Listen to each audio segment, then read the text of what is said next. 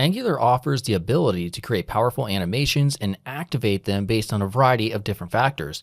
You can place animations on any HTML elements and make them occur based on Angular lifecycles, user events, and more. Now, one of the changes from Angular 2 to 4 was the fact that they moved the animation functions from the Angular core library into their own animations library. This means that if you wish to integrate animations with your own Angular 4 app, you will need to use npm to install the animations package, as well as import the library within the app.module.ts file. So let's get started with that, and then we'll figure out how Angular 4 animations work. So being that this tutorial is a part of the free Angular 4 course, we already have a project set up and ready to go if you were following along. But if you've landed on this tutorial without having followed along with the previous videos, make sure you use the Angular command line interface to generate a new Angular project. And this way, we'll all be on the same page. So once you've done that, or you already have one, make sure you're in the project folder in the console of your Angular app. And let's go ahead and type npm install @Angular animations @latest and save it to our package.json file. So again, this is one of the steps that differs from using and integrating animations based on Angular 2 versus 4. So 4, you have to do this, but if you're using Angular 2, you didn't necessarily. So now let's go over to our code editor, and we're going to hop into our app.module.ts file here. Now, if you generated a new project just now, it may look slightly different. You're not going to see these things, but still, it's the same exact process when you're integrating animations. So we need to import this line right here. So basically, you're importing the browser animations module from the Angular platform browser animations. Now that's just the first step. You import it. Now we actually have to import it into the imports array of our ng module decorator. So we add a simple comma, copy this name right here, and paste. All right, so that is all we have to do there. So let's go ahead and get the component ready for our animation. So let's just say, for example, that the component that we want to animate is our default app.component.ts that is generated when we use the Angular command line interface to create a new project. So the first thing that's required is to import some of the animation functions to the top of the intended component. So to do that, I'm simply going to paste in, by the way, I'm following the written tutorial, this line right here. So what's happening here is we have an import, and we're importing a trigger, state, style, transition, animate, and keyframes functions from Angular animations, which we installed. All right, so I'll go over each one of these in more detail very shortly. Now, all of these functions here that I just listed off, they're all pretty much required with exception to keyframes. And if your component template won't include multi-step animations, then you can omit keyframes right here. So next, we have to add the animations property to the component decorator. So for now, I'm just going to gut this out just to give ourselves some space. We'll get rid of that too. So after styles, we'll add animations right here. All right, so now the first step is to use animation triggers. So we have to use the trigger function, which we imported up here at the top. So to do that, trigger, and the first argument accepts the name of the trigger, and the second argument will accept all of the other animation functions that we imported. All right, so what we'll name this is just my awesome animation, and then we open this up in brackets. So also we can put a comma here, and that's there so that you can define multiple animations or multiple triggers, and that's where these all go. All right, so next up are animation states. So the state function allows you to define different states that you can call and transition between. So the first argument accepts a unique name, just like this trigger does, and the second argument accepts the style function. So the style function allows you to apply an object with the web animation property names and associated values. So expanding on our previous example, let's continue on here in the middle. I'm going to increase the size just so we can see things a little bit better here. And we define state, and we'll make this one small. You want to make the names relevant based on what's happening between these states of your animation. So we'll just say this is small. And then the second argument, we'll add style as an object. And inside of here, we'll just use transform, and we'll scale it, and we'll set it at 1. So this is the default size based on what's happening in the CSS. All right, now let's add a second state. Now, just to keep things simple, I will copy this and paste it.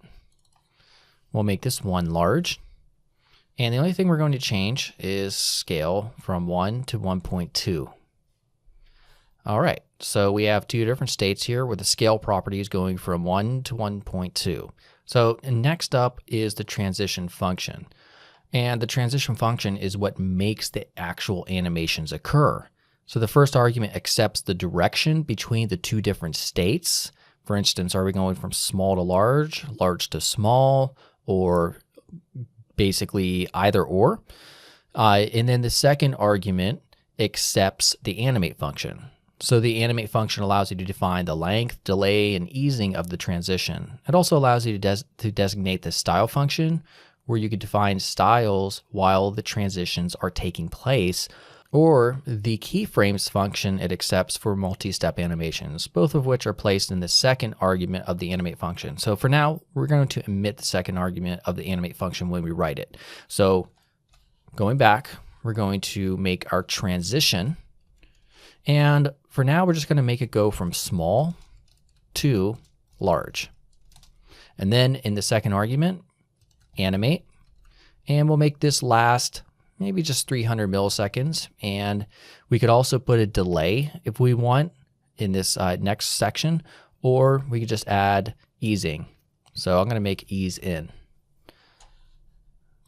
And that changes how the animation takes place. So this transition is defining the length of the transition as well as the easing type. And when an HTML element that uses the My Awesome Animation trigger goes from the small state to the large state.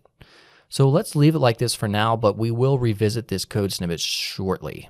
So now let's attach the animation in the template. So let's go ahead up here.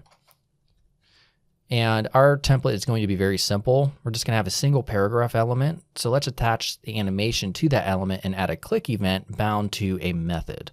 So up here, we'll add in a P. And this is how we attach animations to different HTML elements. So we had at, and then the actual name, which is My Awesome Animation. Then we bind it to a template expression, which is usually just a property defined in your component. We'll name it state. And then we're going to add a click event. So when a user clicks on it, we're going to call a custom method that we will create called animate me, and that's that. All right, so we'll put in some content. I will animate, and then close out the paragraph tag. So as you can see, to attach an animation to an HTML element, you wrap brackets around the trigger name preceded by an @ symbol. You bind it to an template expression, which in this case is a property that will be defined in the component class. Now, before we do that, let's give our paragraph some style in the styles property right here. So P, we'll make a width of 200 pixels. Background, we'll make it light gray, just so we can see it. Margin, 100 pixels auto, that will center it. Text align center to center the text in the actual paragraph tag. And then padding, we'll give it some padding like 200 pixels, and then font size 1.5 EM. All right, great. So coming back here real quickly, I'm gonna make sure we have ng serve ran. And so now this is what it should look like in your browser. Nothing too exciting. If we click it, of course, we're going to get an error because we haven't defined those properties or that method. So let's go ahead and do that right now. So coming down here, we'll first define our state property.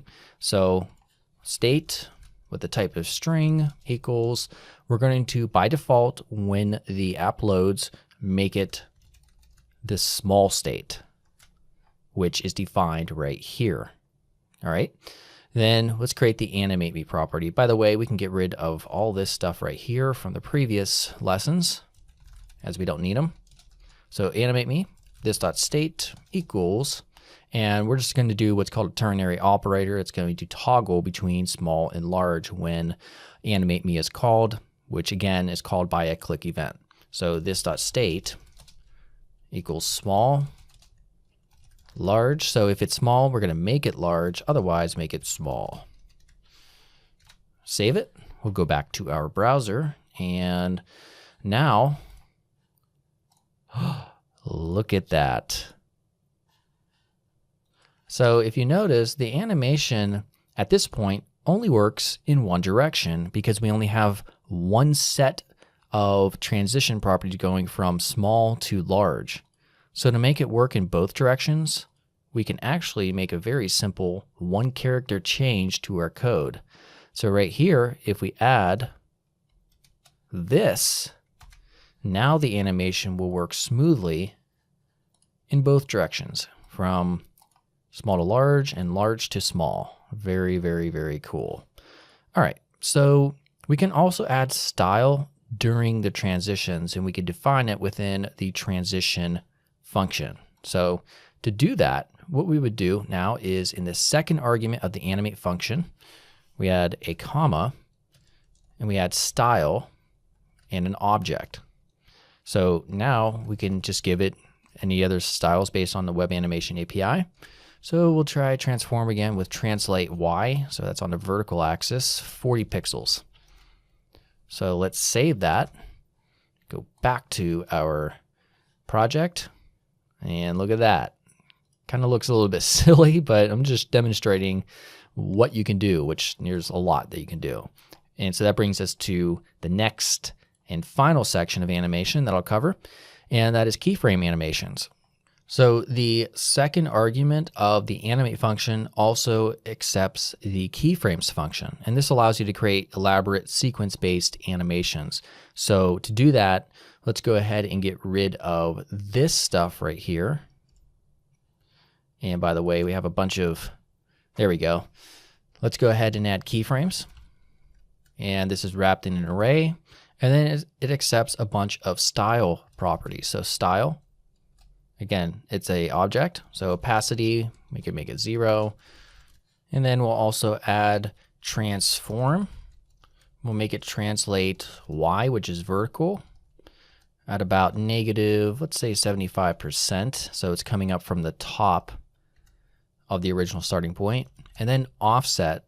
So the offset designates the point at which the next style function will begin during the animation. So 0 is the very beginning and 1 is at the end. So you'll see how this works momentarily when we finish this off. All right, now we'll go ahead and copy this and paste it 2 times. So the opacity will go from 0 or hidden from 1 fully, and we'll make this come past the original starting point by 5 or 35 pixels. This will be at 50% or 0.5 of the animation duration. So at really 150 milliseconds, this style will occur. And then also make this 1 as well, and make this at the original starting point of 0 and make the offset 1. So let's go ahead and save. All right, make sure it's refreshed fully. And there you go.